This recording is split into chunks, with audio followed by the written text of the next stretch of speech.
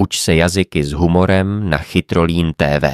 Dnes si povíme o těch nejšílenějších výmluvách na světě. A ne, nemluvím o tom, můj pes mi snědl domácí úk. Tohle je vrchol blbosti. Jeden přišel pozdě do práce a vážně řekl: promiň, šéfe, můj ledničák mě zamkl uvnitř. Jasně. A můj toustovač odmítá fungovat bez smlouvy, žena nestihne svou svatbu. Důvod? Stál jsem v zácpě.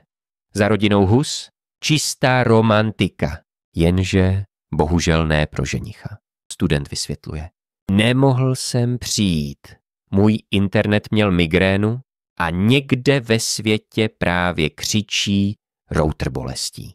Muž zmešká důležité soudní jednání, protože Racek mi ukradl klíče. Jasně. Racek je přece známý svou láskou k Škodě Fabii. Na konci dně kachna v lednici. Husy nebo Rackové.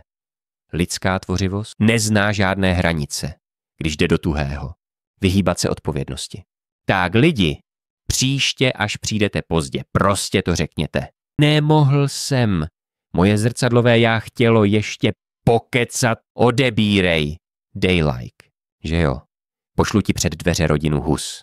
To byl příspěvek z Chytrolín TV. Chceš se učit cizí jazyky? Pak si na správném místě.